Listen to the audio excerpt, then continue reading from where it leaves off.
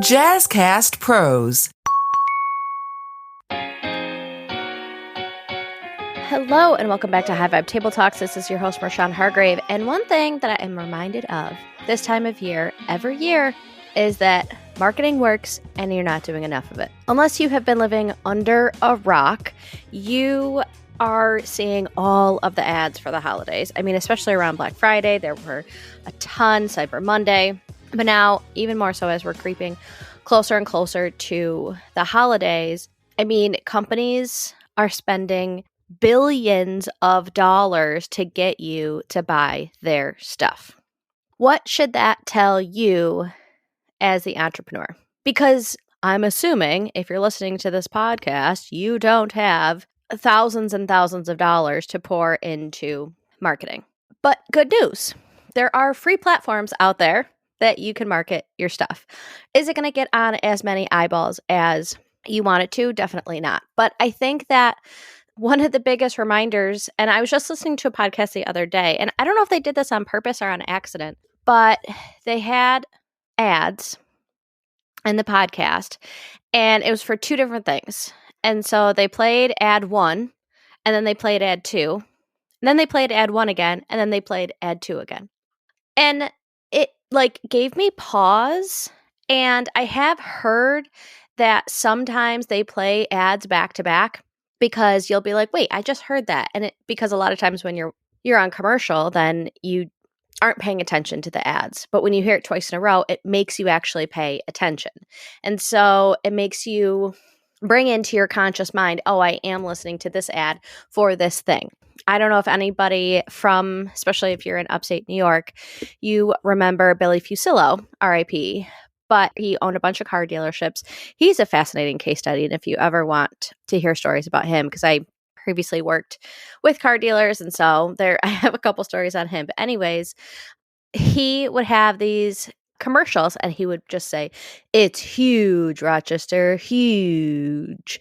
And you always knew it was a Billy Fusillo commercial. And even though it was annoying and I don't even know what it really meant, your savings were huge, I can't remember. But you knew who Billy Fusillo was. You knew that you could go there and buy a car. And it wasn't even anything good, but it just caught your attention. And so there's a couple things that I want us to kind of take away from that is no one thinks you're annoying when you put your stuff out there. So keep putting it out there. No one is paying as close attention to your stuff as you think they are, unfortunately. And these companies are spending so much money to get out in front of eyes, but you're not. And I'm saying you, coming from someone who, again, this is a lesson that I need to take as well. In my last episode, I was talking about Wicked and the difference between good and kind. And it's about the motivation behind it. Good is I want other people to think I'm good, whereas kind is I'm doing the right thing for the right reason. And so as you're putting your sales and marketing stuff out there, I want you to think about your reasoning of why you're doing what you're doing. And I can almost guarantee you're doing things for the right reason. And so if you are, kind of going back to that begin with the end in mind, your end goal when you're selling and marketing is to find a client and you're going to transform their life. And that's why you're going to put out multiple stories on Instagram a day. That's why you're going to put your TikTok posts out there. That's why you're going to put that client testimonial on Facebook again. Because again, such a small number of your audience has seen it, and big companies pound you over the head. And I'm not saying that you're pounding anybody over the head because, again, not very many people have seen it, but your why and the transformation that you're going to create is going to be impactful. And so because there is so much noise out there, you have to amp up what you're putting out there. And it can feel awkward and icky, but remember that sales is being of service to your calling. And so I just would implore you to remember what your calling is, why you're doing what you're doing, and continue to hit send on that sales and marketing material. Because at the end of the day, you're out there to help people and to make transformations.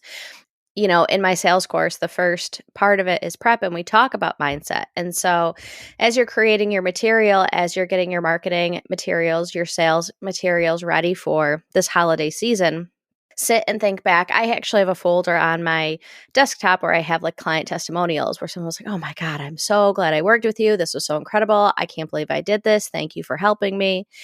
And sometimes if I need a pick me up or I'm just kind of in that shame spiral, I'll open it up and start to look through those because, again, you're beginning with the end in mind.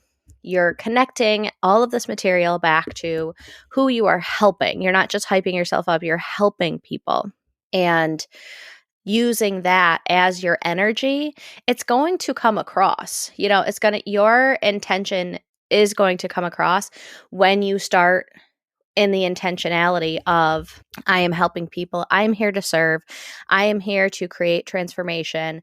I believe in what I have to offer. And I want to get this information out to as many people as I possibly can because there are people out there who need what I have to offer. The kind of second part of this is something that we learn from some of these businesses that we don't want to do. So like part one is think about how much people are putting their stuff out there. And we're not like, ugh, an Amazon commercial. Again, I'm never buying from them. That's not why I don't buy from Amazon because they put too many commercials out there. And so people aren't saying that about you when your stuff comes across their page either. The second piece that I would warn against is, and again, this goes back to your why, like don't create false hurriedness or don't create false narratives because you're creating out of desperation. In the example that I gave earlier around like they play commercials back to back to like catch you off guard and be like, oh, I just heard that. I'm not saying it's a bad strategy, but it can feel a little bit manipulative. And you want to make sure that as you're creating this material that it's not manipulative. Like you only have 18 more hours to buy this at this price and it'll never be that price again. But they come back next week and it's still that same price. And they're like, well, now I don't believe what you're putting out there. Why would I buy something when just in your basic marketing, you did things to deceive me? And so really be hyper aware that like, if you're going to increase your price in X amount of time, you need to increase your price in X amount of time. Or you have to buy this thing while we're on the call or it's going to close out. Or I only have 4 seats left and then all of a sudden there's 8 seats. Maybe someone sees like, oh, there's only 4 seats left. And so you're like, oh, well, now I got to get it. And then the next day it's like, there's only 4 seats left. Well, I thought I just took one of those seats. And so it can feel like a good idea because you're trying to create urgency when you want people to buy from you. And all of those things are fair. And you can create urgency while doing it truthfully and ethically. And so it's just kind of one of those things where it's like, and I get it, like things are very expensive right now and the holidays are coming up, which is a very expensive time of year. And like, I really enjoy shopping at Aldi. It used to be hard for me to spend $100 at Aldi. And now I go there for like a week's worth of stuff and it's $150 at least. Like I can't get out of there for under $150. And so we're all feeling that, especially in that time of need or lack or scarcity. It can feel like, let me create this urgency. And then if they come back later and are like, well, you said, and okay, well, fine. That's, just saying yes to any type of money. You just have to beware if it contradicts with what your material originally said, to make sure that we're thinking about to kind of steer away from that some of these like big stores do, or creating that sense of urgency that isn't necessarily there. I actually saw this news story. It was a local news story, but it was one of the reporters, the journalist, there was some website, now I can't remember what it is. It was like Rabbit or something like that. And you can go on there and type in the products and it'll tell you like the lowest or the average price for whatever that is. Because what some companies do, and I know that Amazon does this around like their Amazon Deal Week, is for a little bit of time before that, they'll jack up the price. So let's say something is $49. For the week or two ahead of that, they'll make it $99. And then for the Cyber Day, they'll drop it back down to $49. And you're like, well, I bought this a month ago and I could have bought it for $49. But all of a sudden, because it goes back to the psychology of like tricking you, like, look at all this money I'm saving. No, you're still spending money. Like if you would buy it anyway and it's cheaper, yes, you're saving money. But if it is cheaper and you wouldn't typically buy it, but you just feel like you have to because of the psychology of it, you're still spending money. I don't know if that makes sense. But she went in and went through a lot of products that show you, oh, this actually is the best price that you're going to get for this particular item versus no, they're just scamming you. And they jacked up the price a couple weeks ago to then make it feel like you are saving money buying it right now, but you can buy it any time of year for about that same price. And so it's just some of those tactics, in my opinion, go back to the good versus kind argument. Oh, look how good I am. You're saving money. Well, no, you're not. Like, that's not what you're actually doing. You're not trying to save your consumer money at all.